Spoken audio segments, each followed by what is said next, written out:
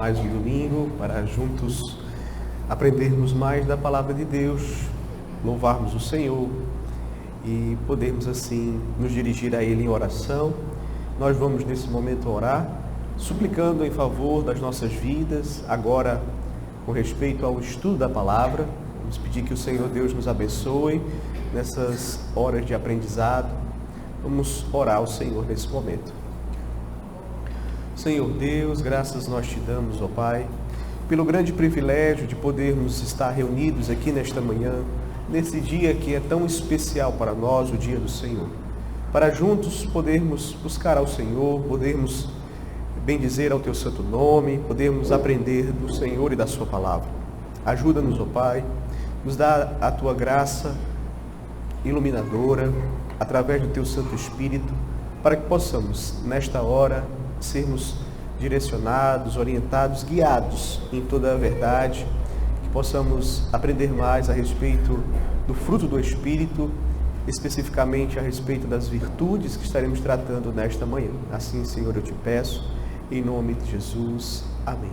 Amém. Queridos, eu quero convidá-los para abrirmos a palavra do Senhor em Gálatas capítulo 5, mais uma vez, texto que tem sido o texto base da nossa escola bíblica nos últimos domingos, porque estamos tratando a respeito do fruto do Espírito. Deixe sua Bíblia aí aberta em Gálatas 5, ok? Nós vamos ler versos 22 e 23. Então, meus queridos, nós estamos estudando a doutrina do Espírito Santo e nos últimos domingos começamos a tratar a respeito do fruto do Espírito de maneira específica. Então, temos estudado aquelas virtudes que estão aqui listadas em Gálatas 5 pelo apóstolo Paulo, virtudes estas que fazem parte do fruto do Espírito. E eu quero convidar você a olharmos agora para o texto aqui, Gálatas 5, do verso 22 ao verso 23, que nos diz assim: Mas o fruto do Espírito é amor, alegria, paz, longanimidade, benignidade, bondade, fidelidade, mansidão, domínio próprio. Contra estas coisas não há lei.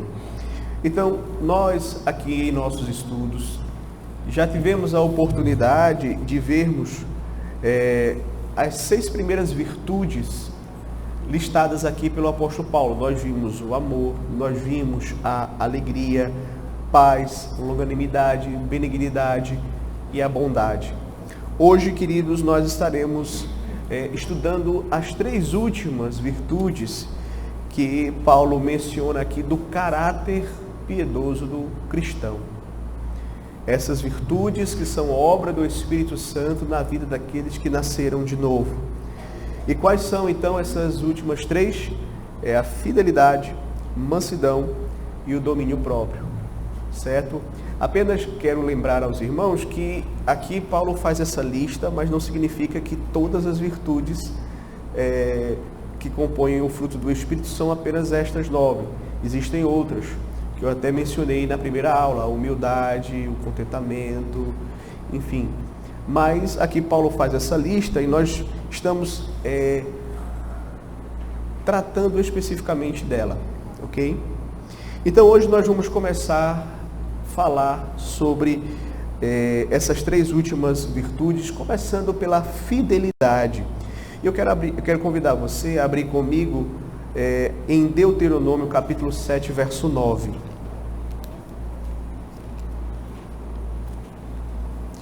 Deuteronômio capítulo de número 7, versículo de número 9.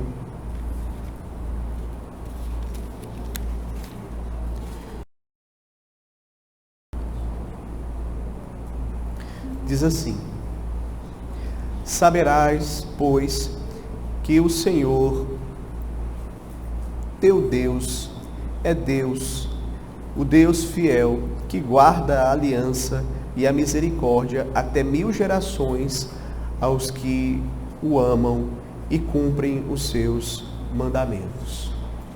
Ok? Até aqui, queridos. Veja, aqui nós temos um texto que fala sobre a fidelidade do Senhor. Então, faz parte do caráter do nosso Deus a fidelidade. Deus, ele é um Deus fiel. E uma vez que nós somos feitos filhos de Deus e devemos imitá-lo como filhos amados, nós também devemos compreender que a fidelidade faz parte do nosso caráter. Obviamente, essa é uma virtude que o Espírito vai produzir em nós, ela não é natural, não é algo que vem de nós, mas é obra do Espírito Santo em nossas vidas. E nós temos a responsabilidade, como temos estudado aqui, de desenvolver, de fortalecer, de amadurecer essas virtudes que o Espírito opera em nós. Então, quando nós pensamos na fidelidade de Deus, nós também entendemos que Deus requer que nós sejamos pessoas fiéis.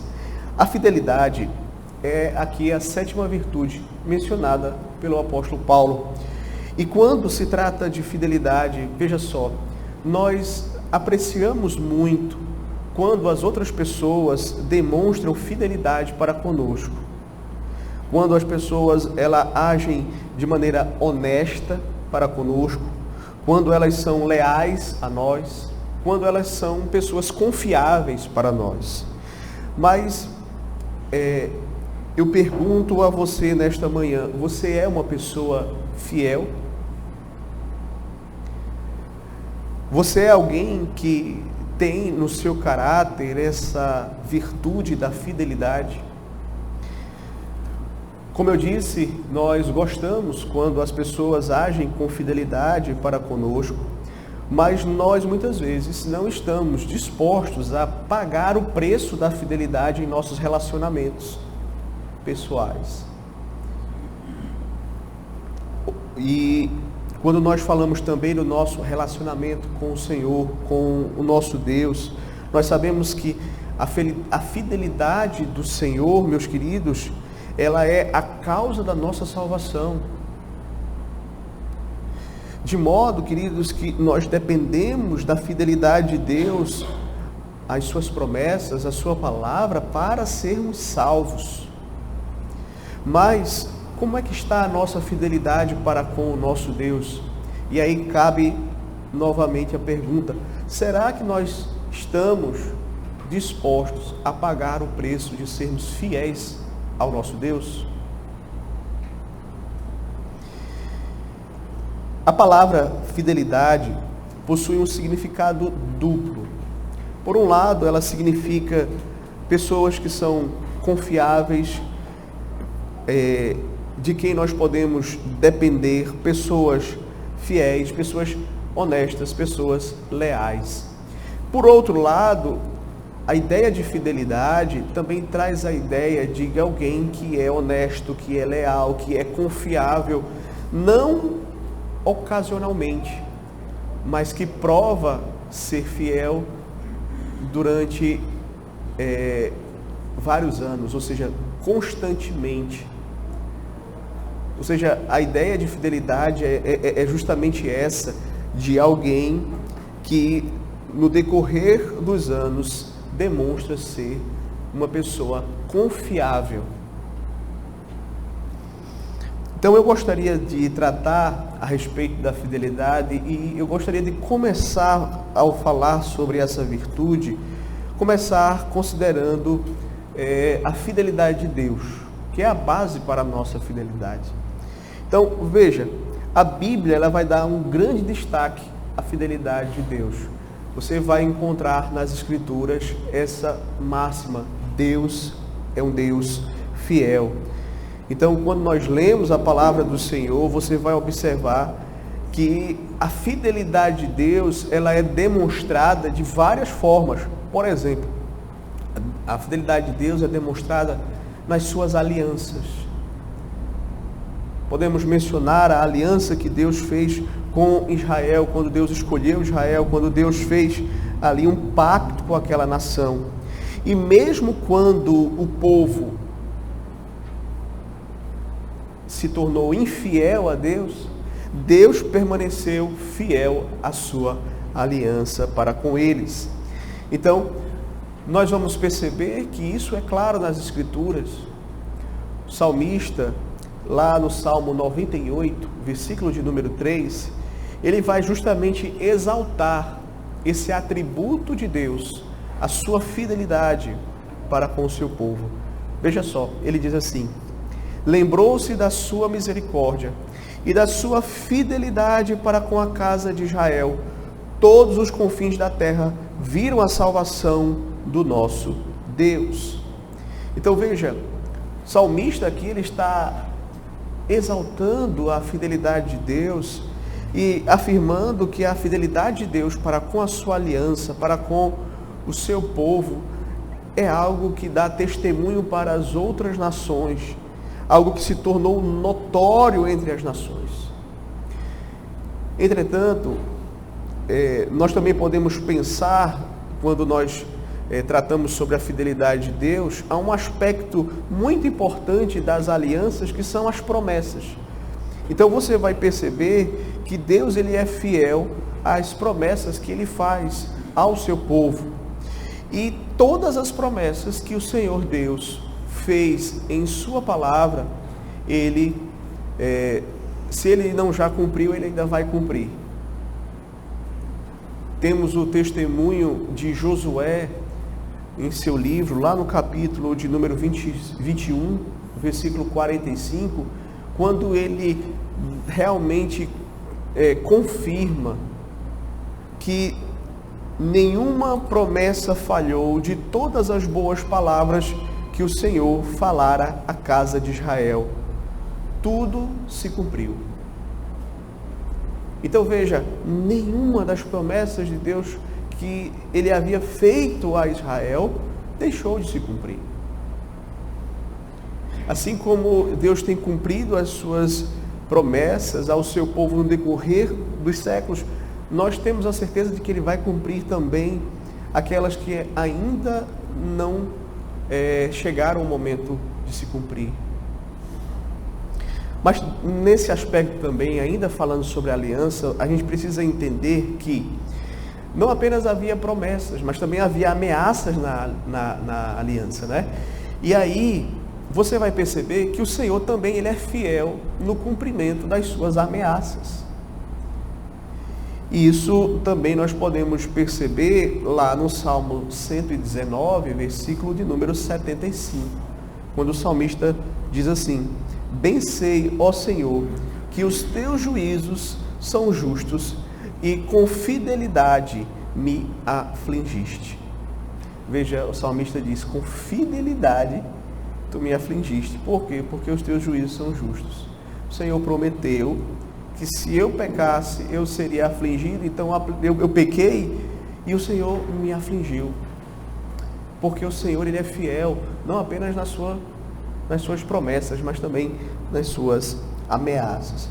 Então, quando nós olhamos para a fidelidade de Deus, chegamos a essa conclusão de que a nossa salvação ela depende da fidelidade do Senhor nosso Deus. E veja, tudo que o Senhor prometeu em sua palavra para aqueles que crescem no seu Filho amado Jesus Cristo, ele certamente vai cumprir.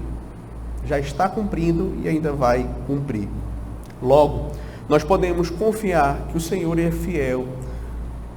Sua fidelidade, ela não é como a nossa, que infelizmente é falha.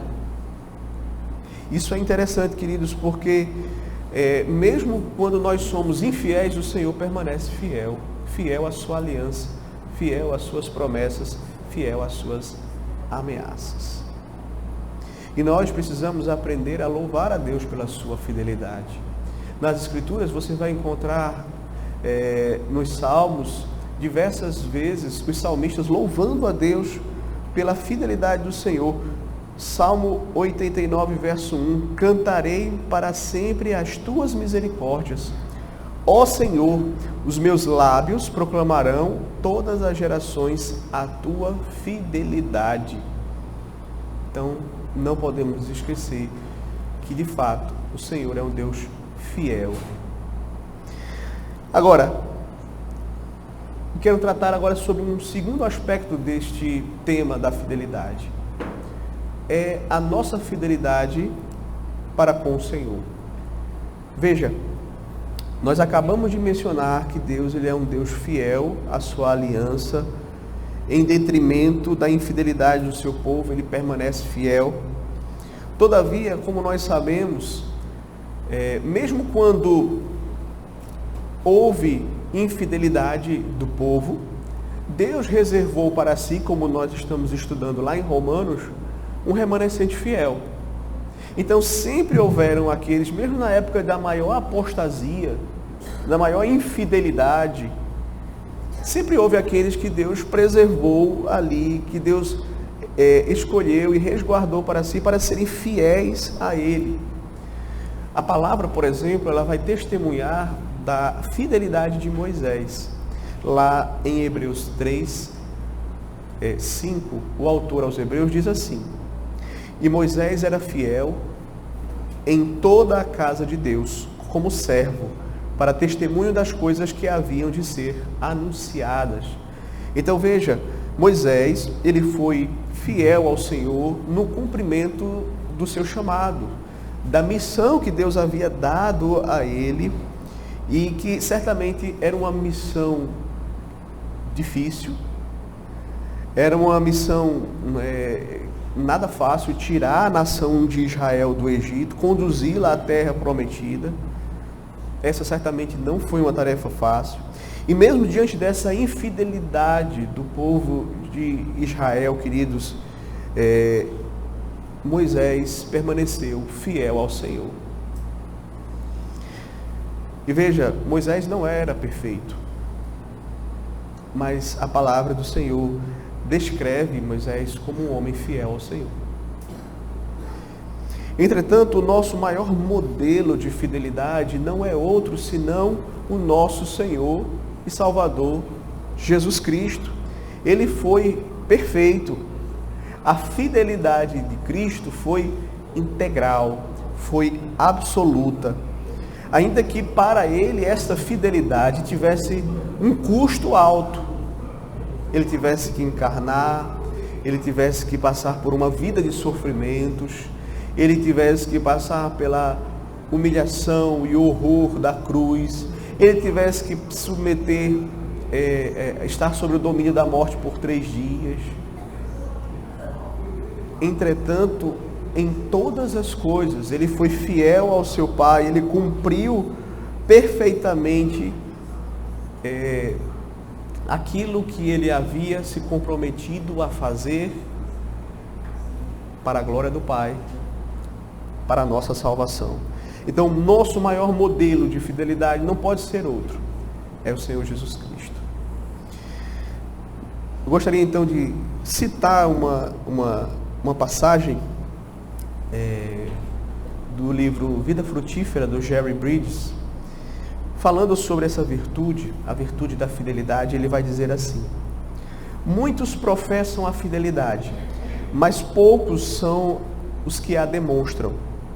A virtude da fidelidade é muitas vezes cara e um número pequeno de pessoas está disposto a pagar o seu preço.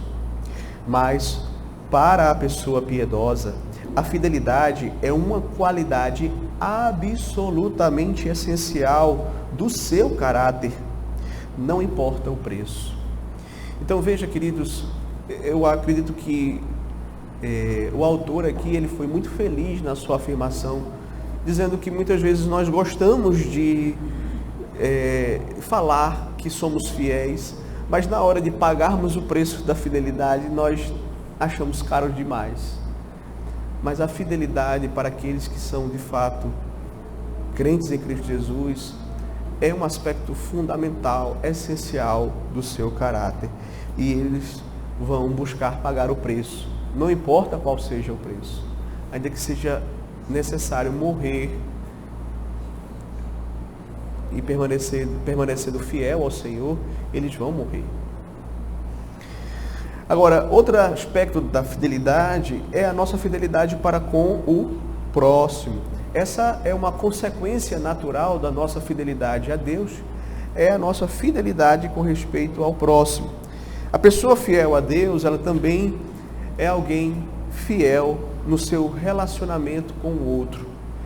E quando nós falamos de ser uma pessoa fiel, nós estamos dizendo uma pessoa honesta, uma pessoa leal, uma pessoa confiável, certo? Ou seja, quando nós somos fiéis, nós somos pessoas honestas.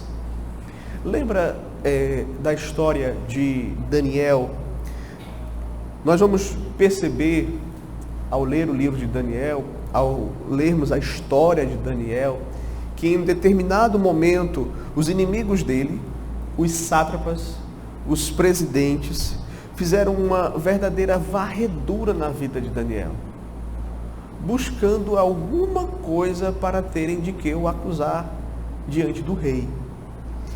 E Daniel capítulo 6, verso 4 diz assim: então os presidentes e os sátrapas procuravam ocasião para acusar a Daniel a respeito do reino, mas não puderam achá-la, nem culpa alguma, porque ele era fiel e não se achava nele nenhum erro, nem culpa. Daniel 6:4. Então veja, os sátrapas, eles investigaram a vida de Daniel para saber se tinha nas suas atividades, nas suas relações, alguma desonestidade com respeito ao rei, com respeito ao reino, mas eles não encontraram nada, porque, veja só, um dos aspectos da fidelidade de Daniel ao Senhor é que ele também era fiel às pessoas, nos seus negócios, no seu trabalho. Ele agia de maneira honesta. Mas outro aspecto também da nossa fidelidade, como eu mencionei, para com o próximo, também é demonstrado na nossa confiança. Quando nós somos pessoas de confiança. É algo que Deus requer de mim, é algo que Deus requer também de você, que nós sejamos pessoas confiáveis, que nós sejamos pessoas que têm uma só palavra, que não tem duas caras, que não é mentiroso. O sim é sim e o não é não. Então, ser uma pessoa de confiança é uma forma de nós testemunharmos aqui na nossa sociedade, especialmente porque você sabe, na sociedade em que vivemos, as pessoas, elas mantêm a sua palavra até o ponto em que isso é conveniente a elas. Quando isso pode comprometê-las de alguma forma, elas voltam atrás. Elas dizem, não foi bem isso que eu falei. Mas nós, enquanto crentes em Cristo Jesus, como eu disse, a nossa palavra deve ser sim, sim, não, não. Devemos nos esforçar para cumprir a nossa palavra. E eu sei que às vezes vão haver circunstâncias nas quais nós vamos ser impedidos de cumprir. Circunstâncias de força maior, muitas vezes vão nos impedir de cumprir aquilo que nós prometemos. Entretanto, naquilo que depender de nós, nós devemos nos esforçar para cumprir aquilo que nós prometemos. Então, temos na Escritura o exemplo, meus queridos, de pessoas que, de fato, buscaram cumprir aquilo que haviam prometido. O maior deles é o Senhor Jesus Cristo. Esse cumpriu perfeitamente aquilo que ele havia prometido ao Pai. Mas uma terceira forma de evidenciarmos a fidelidade é por meio da lealdade. O cristão também demonstra a fidelidade sendo leal. Leal aos seus amigos, leal ao seu cônjuge, aos seus filhos. Ele não é amigo apenas nos bons momentos. Ele também é amigo nos momentos difíceis. O cristão verdadeiro é alguém que enfrenta dificuldades com os seus amigos e não os abandona. É por isso que a palavra de Deus vai dizer em Provérbios 17, em todo tempo ama o amigo e na angústia se faz o irmão. Então veja, o amigo ele ama em todo tempo.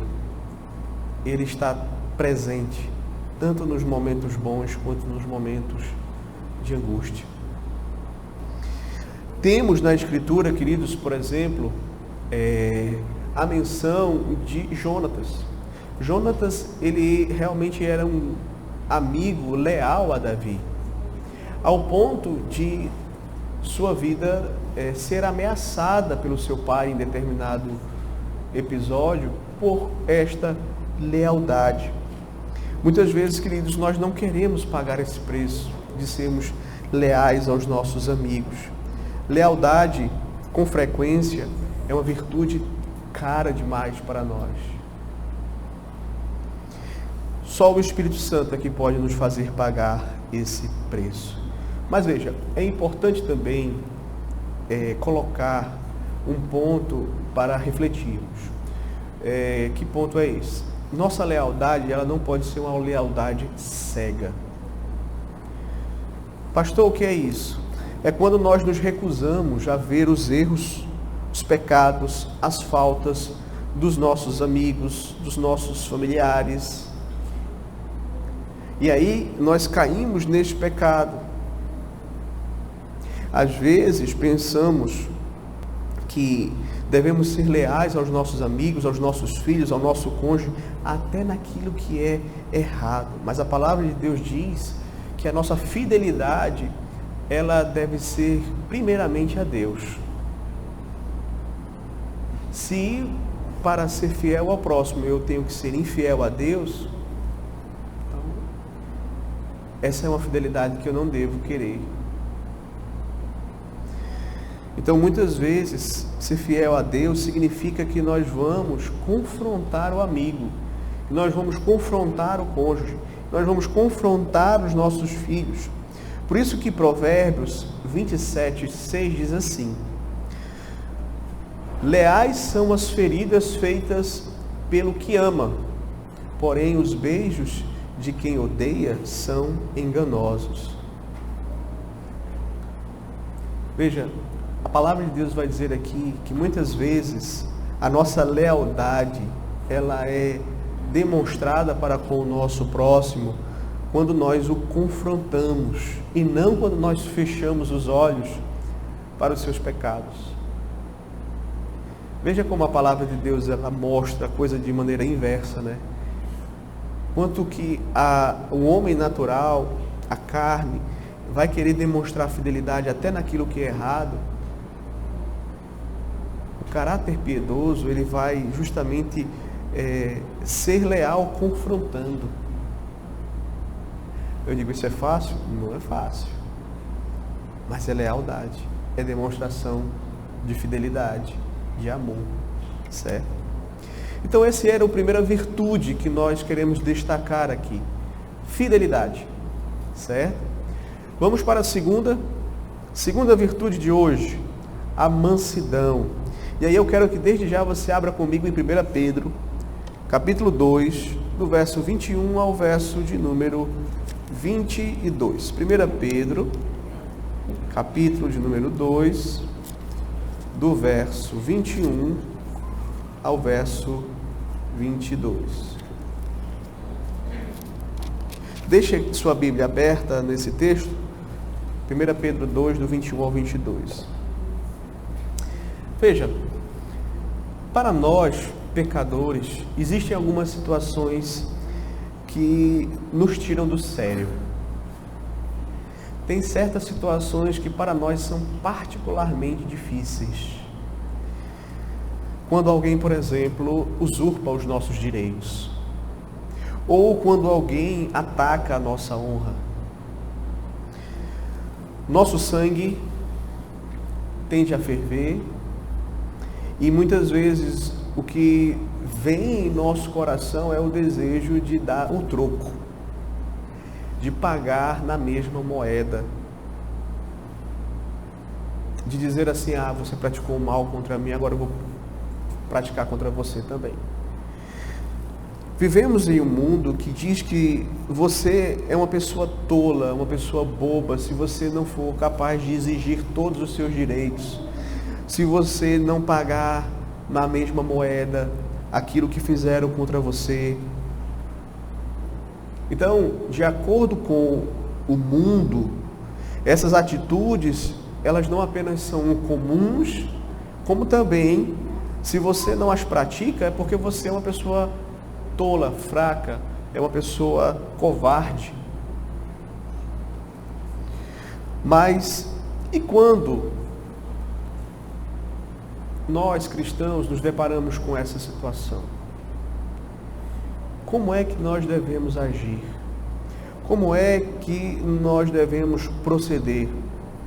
Para que nós possamos responder a essa pergunta, acredito que a primeira coisa que nós precisamos ter em mente é: como é que Jesus responderia a essa situação?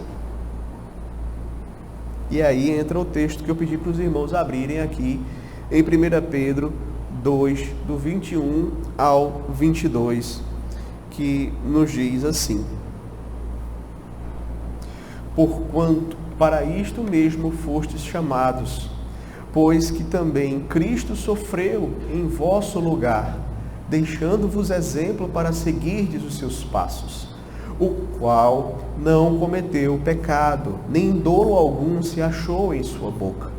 Pois ele, quando ultrajado, não revidava com ultraje, quando maltratado, não fazia ameaças, mas entregava-se àquele que julga retamente.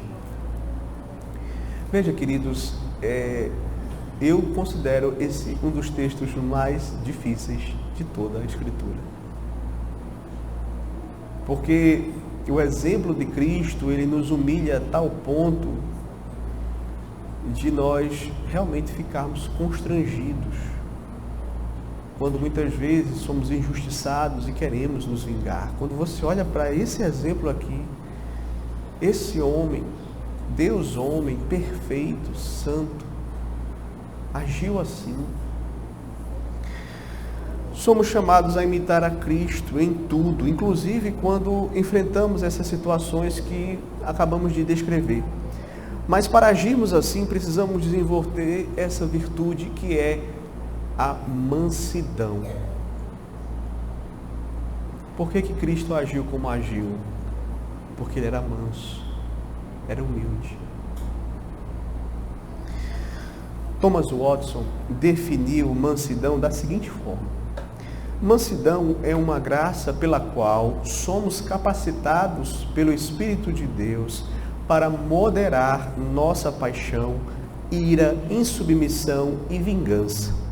Por meio dela, o novo homem suporta e perdoa as injúrias proferidas contra ele e recompensa o mal com o bem. Veja, queridos, que desafio, não é? Mas veja, é como ele mesmo diz aqui, isso não é do homem natural, não. Isso aqui é do novo homem, vem da capacitação do Espírito Santo. É por meio da obra do Espírito em nós que nós conseguimos ser mansos. É que nós conseguimos, como ele mesmo menciona aqui, moderar nossa paixão, ira, insubmissão, vingança. E veja, no grego, mansidão significa gentileza, brandura, disposição serena. O manso é aquele que não paga o mal com o mal, que não revida quando confrontado com hostilidade. Pelo contrário, ele vai manter a sua calma, ele vai buscar refrear a sua língua, ele vai buscar controlar a sua ira. Entretanto, alguns comentaristas também vão associar esta palavra para a mansidão aqui e dizer que ela era utilizada para animais quando eram domesticados. Por exemplo, um cavalo, um animal extremamente forte, mas uma vez que ele fora adestrado, ele tinha essa força sob controle. E ele então ia servir aquele que o adestrou. Então a ideia de mansidão também não é alguém fraco, é alguém que tem a sua força sob controle. Lembremos que no final do ministério do Senhor Jesus Cristo aqui neste mundo, o Senhor Jesus, quando estava lá no jardim do Getsêmani, e chegou até ele os líderes de Israel, juntamente com os líderes de Israel, os guardas do templo, uma escolta romana que você coloca por baixo aí, tinha no mínimo 300 soldados. Quando eles chegaram para prender o Senhor Jesus Cristo, o Senhor Jesus pergunta: a quem buscais? Eles então respondem: a Jesus o Nazareno. E Jesus então, por sua vez, responde: sou eu, ou eu sou. E a Bíblia descreve que todos aqueles que estavam ali presentes caíram por terra. Uma demonstração clara de que o Senhor Jesus Cristo, ele é extremamente poderoso. Se ele quisesse acabar com aqueles inimigos, ele teria feito na mesma hora. E que ele estava se entregando, né, se deixando prender, voluntariamente, se doando para a nossa salvação. Mas você vai perceber justamente isso. Ao mesmo tempo, ele, Deus Todo-Poderoso, mas ele passou por aquele sofrimento de maneira mansa, de maneira humilde, submetendo-se à vontade do Pai.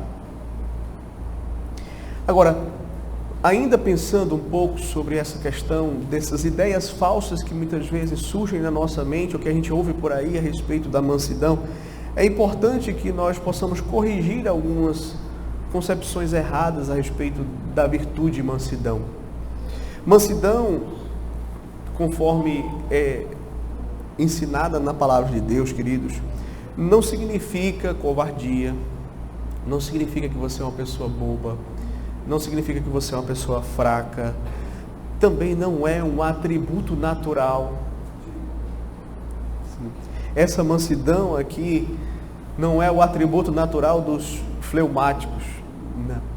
Essa mansidão aqui, meus queridos, é obra do Espírito Santo, que é feita internamente, dentro do nosso coração, e que é evidenciada de forma externa. É uma operação da graça na vida do crente. Então, é por isso que é chamado o fruto do Espírito. Ou seja, ninguém é naturalmente o manso, é obra da graça de Deus em nossas vidas. Manso também não é aquele que foge das situações difíceis. Isso também é importante ser colocado aqui. O manso não é aquele que muitas vezes foge de situações difíceis, que prefere ficar em cima do muro, que prefere que não se posicionar com firmeza em relação a um erro. Entendeu?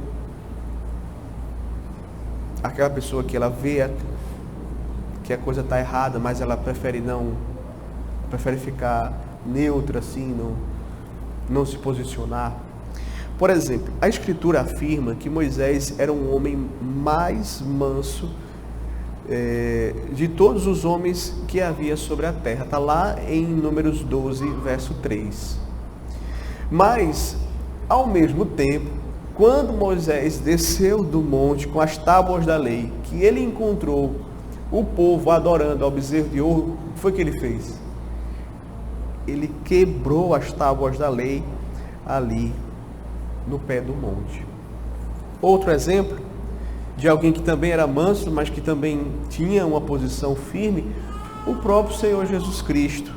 O Senhor Jesus Cristo se auto-intitulou como sendo manso e humilde de coração.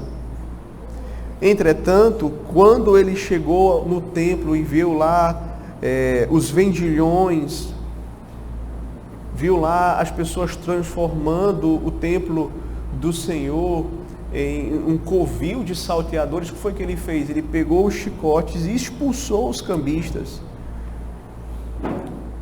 Estavam mercadejando ali no templo do Senhor. Então a mansidão bíblica é você saber se irá, mas se irá da maneira certa, não da maneira pecaminosa, mas com a ira santa. Saber se irá na adoração certa, ou seja, na medida certa, certo? E também pelas situações certas. Porque você pode muitas vezes se irar por uma coisa que é certa, mas se irar de forma errada. E aí você está pecando. Então tem que ser da forma correta e pela situação correta. Ok? Então, o segundo ponto que eu quero destacar a respeito da mansidão é que ela está intimamente relacionada com a humildade.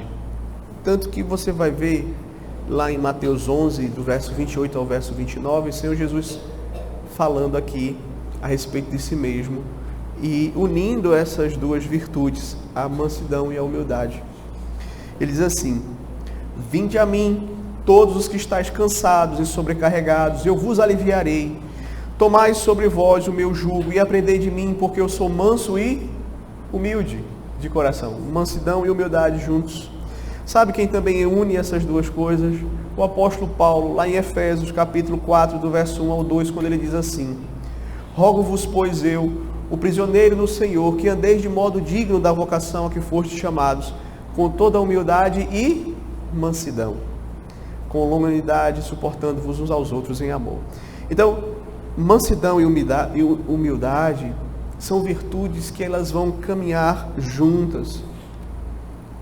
Por quê? Porque, veja, quando você sabe quem você é diante de Deus, quem Deus é e quem você é, que Deus é santo, é perfeito,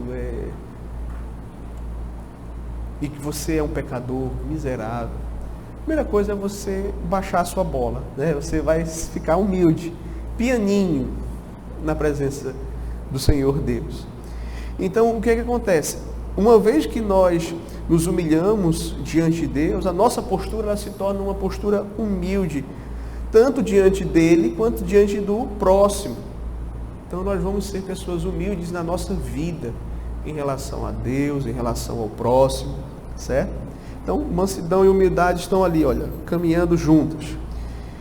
Eu não vou achar que eu sou melhor do que o outro, porque você vai perceber algo muito forte no orgulho, é que o orgulho ele vai justamente agir de maneira exacerbada, ele vai querer se impor, se irar pecaminosamente, vai agir naquilo que é contrário à mansidão,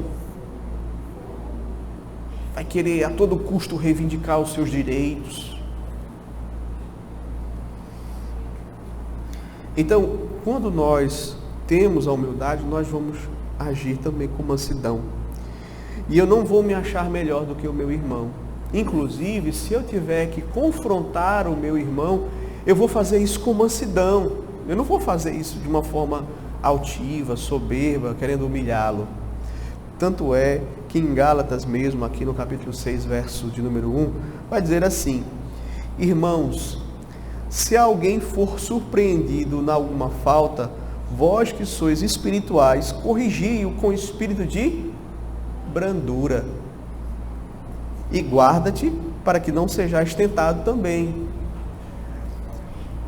Ou seja, eu confronto o meu irmão com uma atitude de brandura, com uma atitude de mansidão, porque eu sei que eu não sou melhor do que ele, porque eu poderia estar também precisando de ser confrontado, certo? Eu também poderia estar, por ser um pecador, estar caindo naquela mesma área que ele caiu. Então eu faço isso de maneira humilde, de maneira mansa, de maneira branda, também atentando para não cair no mesmo erro que eu estou ali confrontando ele. Porque pode acontecer. Pode acontecer que você enxerga, às vezes, na vida de uma pessoa um determinado pecado e você vai confrontá-lo, sendo que você comete esse pecado também. Talvez não igualzinho, mas o mesmo pecado em outras áreas.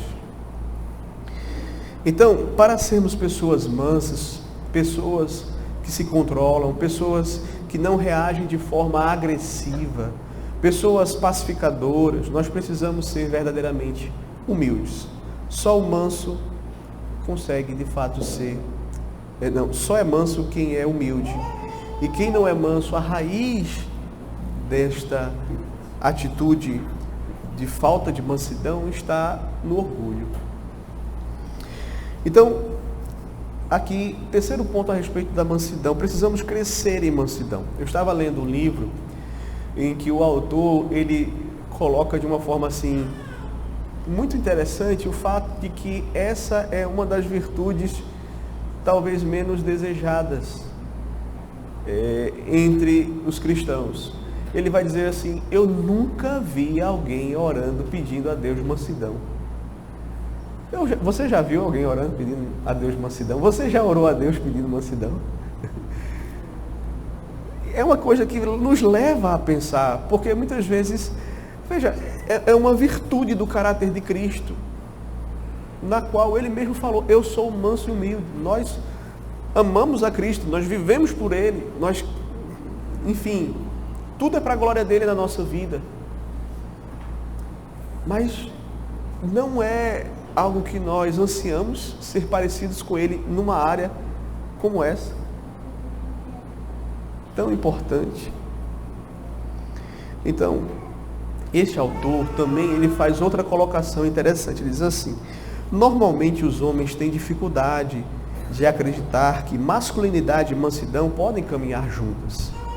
Homens muitas vezes querem ver mansidão nas mães, nas esposas, mas não em si mesmos. E aí, por fim, ele ainda diz assim: a imagem machista do mundo masculino não cristão tende a prosseguir seu curso até mesmo entre os cristãos. Então, queridos, veja, quem é o nosso maior exemplo de masculinidade? O Senhor Jesus Cristo. E Ele era manso e humilde.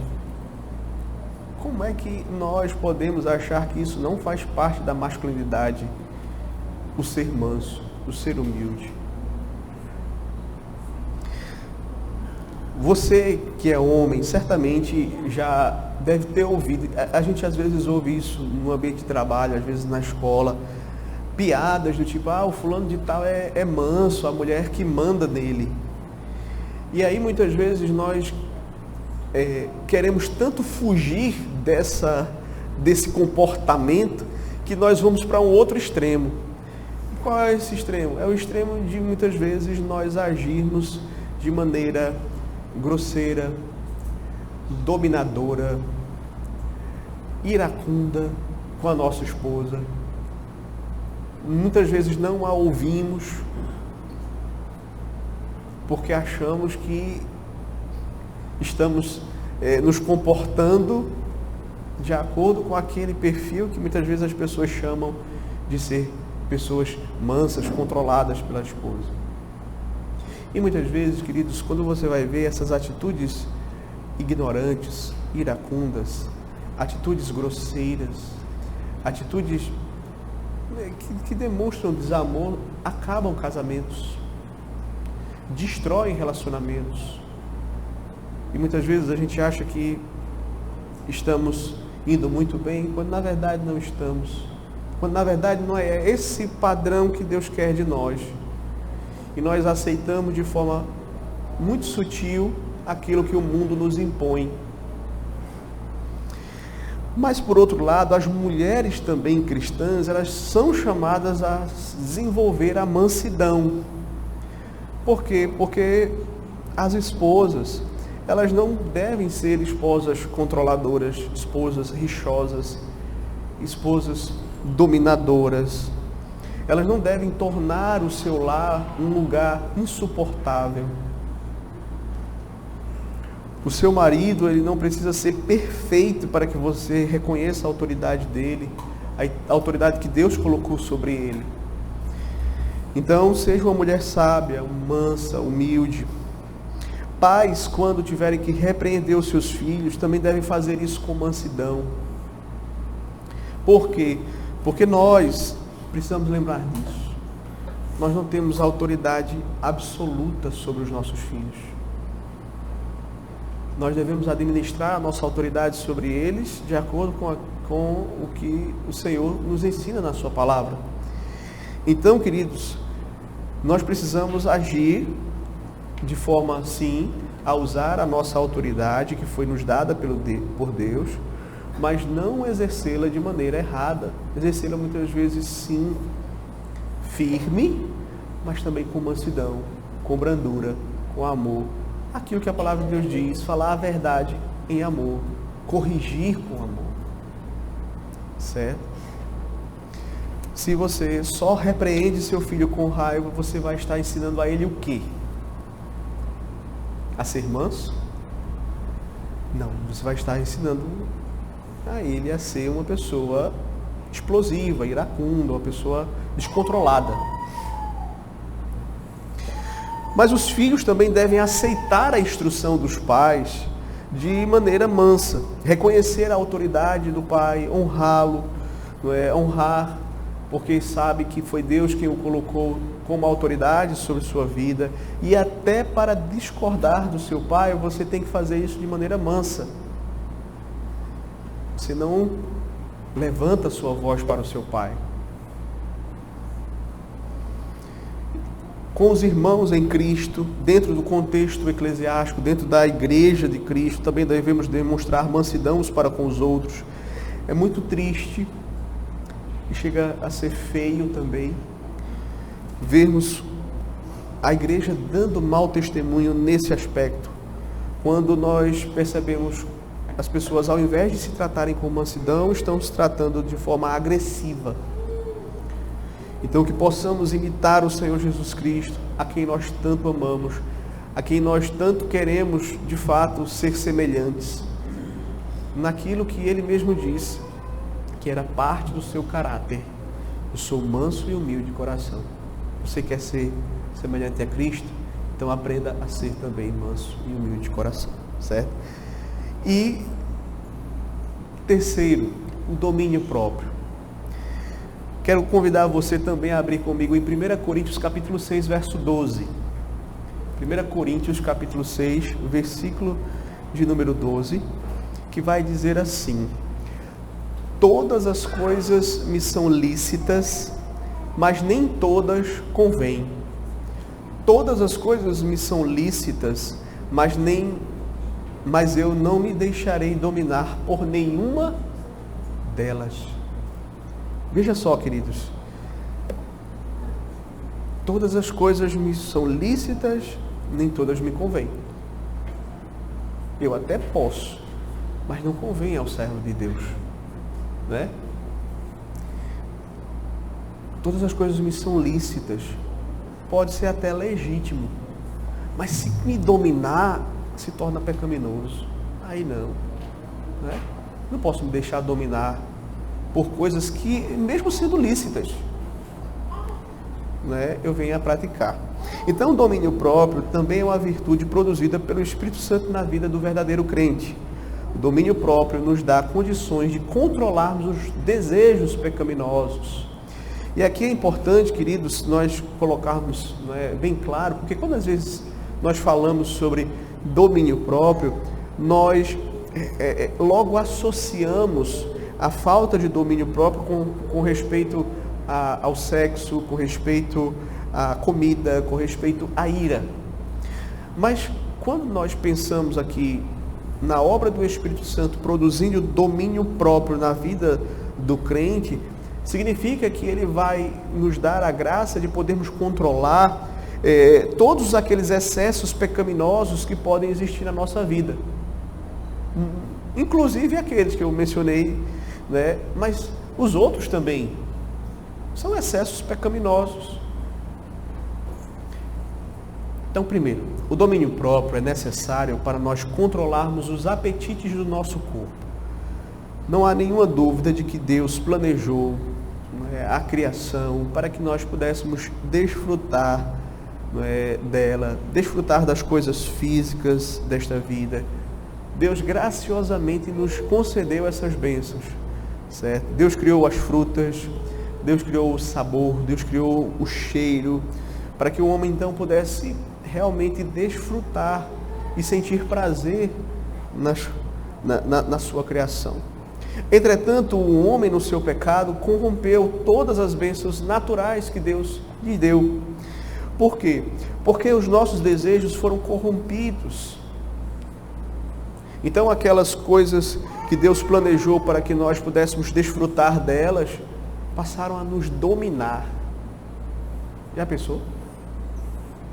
Algo que eu deveria desfrutar de maneira consciente, sóbria, lúcida, passa a me dominar, passa a controlar a minha vida. Eu me torno escravo daquilo.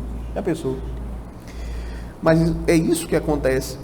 Paulo teve de advertir os cristãos de Coríntios contra essa tendência, quando ele disse assim: todas as coisas me são lícitas, mas eu não me deixo dominar por nenhuma delas. Eu não me deixo dominar por nenhuma delas. Então a moderação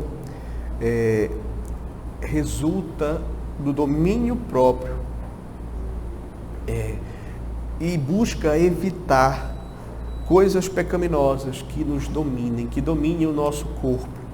O domínio próprio do corpo deve ser dirigido principalmente em 3 áreas de tentação. A questão da gula, e aí entra a comida e a bebida, gula, preguiça, imoralidade. Muitas vezes temos a tendência de exagerar na questão da comida, na questão da bebida, e acabamos pecando. Muitas vezes nós não percebemos isto, mas já passou a nos dominar certas atitudes em relação à comida, em relação à bebida. Muitas vezes temos a tendência de exagerar na comida que Deus nos tem dado e muitas vezes acabamos pecando. Outras vezes, ou outros por sua vez, melhor dizendo, lutam com a questão da preguiça. E aí, muitas vezes, são pessoas que não querem fazer aquilo que precisa ser feito, não querem trabalhar. E muitas vezes essa preguiça, ela está relacionada aos seus interesses, porque quando é uma coisa que lhe interessa muito, a pessoa às vezes trabalha e trabalha até demais. Não é? Então, assim, nós precisamos tomar muito cuidado, porque muitas vezes nós pecamos em relação a essa questão da preguiça. Preguiça em relação à nossa vida devocional. Olha aí, outra área assim que é a preguiça. A vida devocional. Nós temos tempo para assistir nossos filmes, às vezes nossos jogos de futebol, enfim, alguma coisa que nos agrade. Mas quando se trata de ler a Bíblia, de orar, a nossa carne não quer. Né? Temos que tomar cuidado em relação a isso. Ou para muitos o problema está na imoralidade, a falta de domínio próprio na área sexual. E aqui é um domínio que deve existir no corpo e na mente. A necessidade de domínio próprio na área sexual entre os cristãos provavelmente nunca tenha sido maior, né, nos nossos dias do que em qualquer outra época.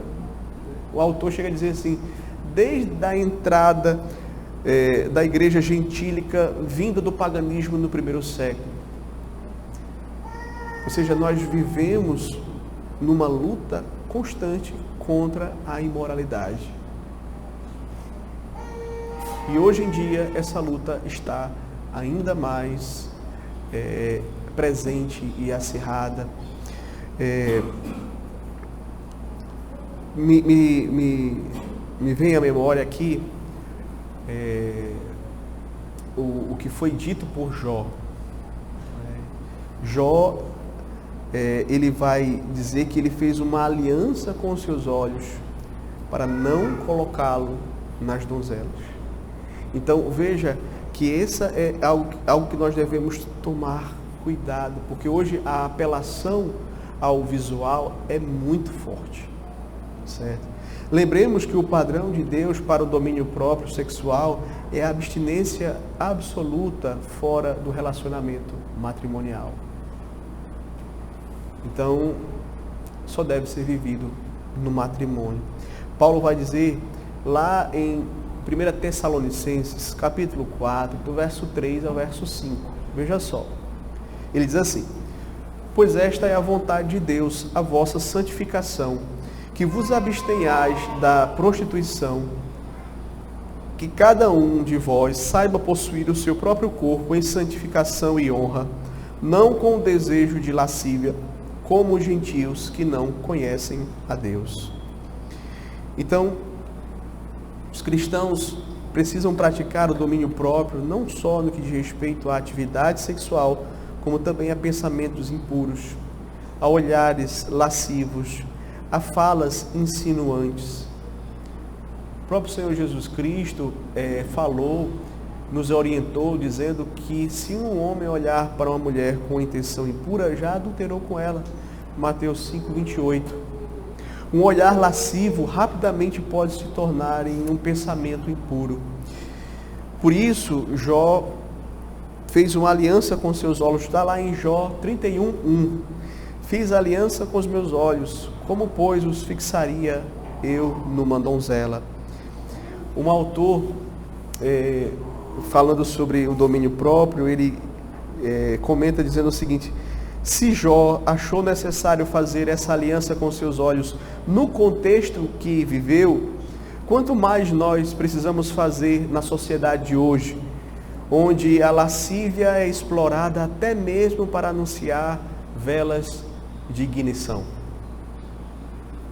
Então, você vai perceber isso claramente, as propagandas de coisas as mais variadas, as pessoas colocam lá imagens lascivas. Então, precisamos sim tomar cuidado com aquilo que vemos. O domínio próprio também é necessário para controlarmos os nossos pensamentos. Nós falamos sobre o corpo, agora nós vamos falar sobre os pensamentos. Domínio próprio, ele também significa que nós devemos ter pensamentos santos, agradáveis, puros diante de Deus. Um excelente padrão para avaliar o controle dos nossos pensamentos é aquele que está lá em Filipenses capítulo 4, versículo de número 8, quando o apóstolo Paulo vai falar assim: finalmente, irmãos, tudo o que é verdadeiro, tudo o que é respeitável, tudo o que é justo, tudo o que é puro, tudo o que é amável, tudo o que é de boa fama, se alguma virtude há, se algum louvor existe, seja isto que ocupe o vosso pensamento. Então, o domínio próprio, ele também deve ser exercido naquilo que passa na nossa cabeça. Vai ter momentos em que você vai pensar em algo que você vai ter que tirar logo do seu pensamento. É aquela velha história, você não pode impedir que um passarinho pouse na sua cabeça, mas você pode impedir que ele faça um ninho na sua cabeça. Então, veja, domínio próprio de nossos pensamentos, portanto, é mais que apenas não consentir com pensamentos pecaminosos em nossa mente, como a impureza, como a lascívia, como a inveja, como a ambição, como o egoísmo. Controlar os nossos pensamentos também inclui você focar em sua mente naquilo que é bom, naquilo que é agradável, naquilo que é de boa fama. Eu tiro e eu coloco algo no lugar. Eu vou me despojar do velho homem com seus maus pensamentos. E agora eu vou me revestir de bons pensamentos. Não é só tirar, tem que colocar alguma coisa no lugar. E é aqui que nós aprendemos com a palavra de Deus. Tudo que é justo, puro, amável, de boa fama, se alguma virtude há, se algum louvor existe, seja isso que habita o pensamento de vocês. É o que Paulo vai dizer. Então, muitas das nossas ações pecaminosas, antes de serem concretizadas, elas são maquinadas aonde? Na mente, não é? Na mente. Por isso que muitos entendem que a mente é a primeira linha de defesa na batalha contra o pecado. Então, os portões da mente são principalmente os olhos, os ouvidos. Nós devemos tomar muito cuidado com aquilo que nós ouvimos, com aquilo que nós vemos. Eu sei que hoje em dia nós temos acesso aí a muita coisa pela internet, pela televisão, os anúncios, conversas. Então, assim, devemos tomar cuidado. O domínio próprio também é necessário para controlarmos as nossas emoções. Lembra que eu disse logo no início que não é só questão da comida, questão relacionada ao sexo. Não, o domínio próprio ele vai abranger a nossa vida como um todo, inclusive nas nossas emoções. Então, domínio próprio também deve ser demonstrado em nossas emoções. Caso contrário, nós vamos pecar pelo ressentimento, ira, autopiedade, amargura. Por quê? Porque nós permitimos que esses sentimentos se instalem no nosso coração. Eita, pastor, então quer dizer que até isso eu tenho que administrar? É. Claro, com a graça com a capacitação do Espírito Santo, sim. O problema é que muitas vezes nós queremos administrar isso sozinhos, na força do nosso braço. Nós não vamos conseguir.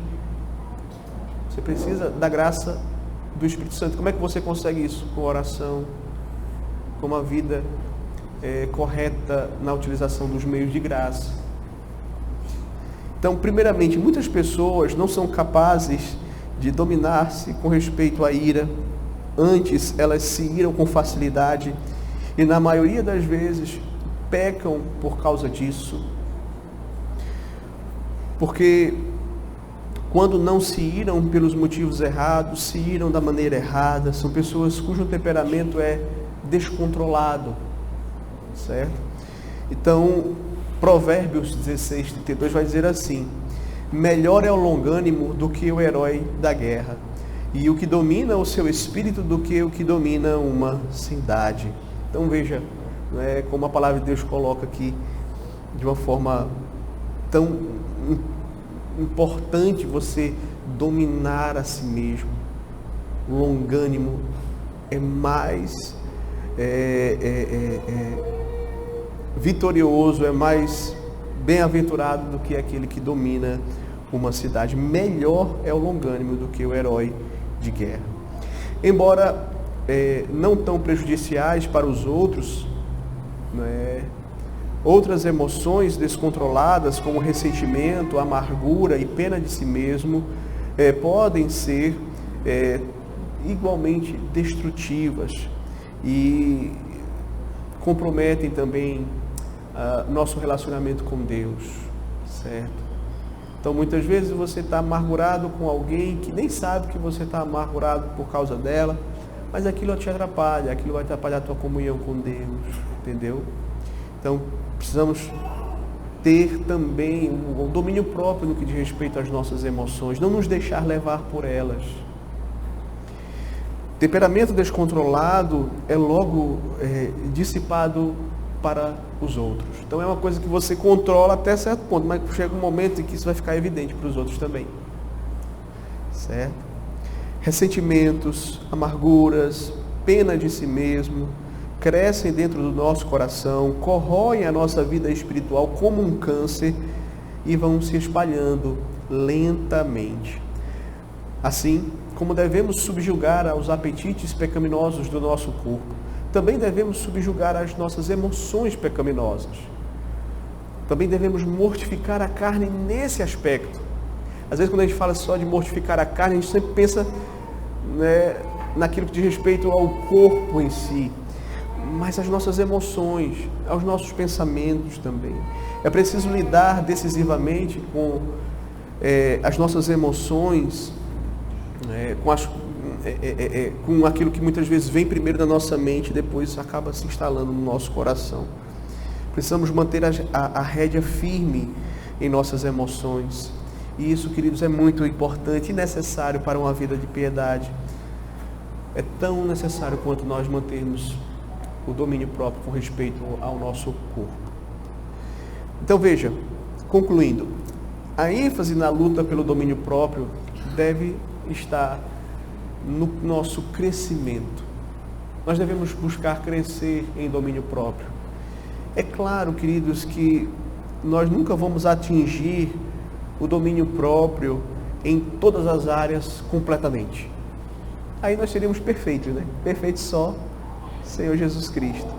Mas até Ele voltar, ou até a gente encontrar com Ele, nós temos que lutar para ter domínio próprio em todas essas áreas. Além disso, temos que perceber que a batalha pelo domínio próprio é diferente para cada um de nós, certo? Então, uma pessoa pode não ter problema no que diz respeito ao domínio próprio corporal, mas ela pode lutar com pensamentos impuros. Ou seja, pode ser que tenha uma pessoa que a questão da comida para ela é tranquilo, ela não tem problema com a comida. Mas o problema dela é o domínio próprio no que diz respeito aos pensamentos impuros. Outra pode não ter tantos problemas com pensamentos impuros, mas o problema dela é mais com a questão das emoções, com o ressentimento, com aquela atitude de amargura, de pena de si mesmo. Então, quando nós estamos sendo tentados, muitas vezes, a julgar os outros pela sua falta de domínio próprio, né, a gente também tem que ter a humildade de olharmos para a nossa vida e percebermos que muitas vezes nós também não temos domínio próprio em outras áreas, que é aquela que o irmão ali está demonstrando. Ou seja, nós também pecamos pela falta de domínio próprio em outras áreas. E isso vai nos ajudar a sermos mais humildes e misericordiosos quando nós vemos o nosso irmão falhando no que diz respeito ao domínio próprio em uma determinada área. Tá bom? Então, queridos, hoje a aula foi mais puxada, né? Mas aí nós concluímos o assunto do fruto do Espírito Santo. Se Deus quiser, na próxima semana nós vamos começar os dons do Espírito Santo. Aí é uma outra série.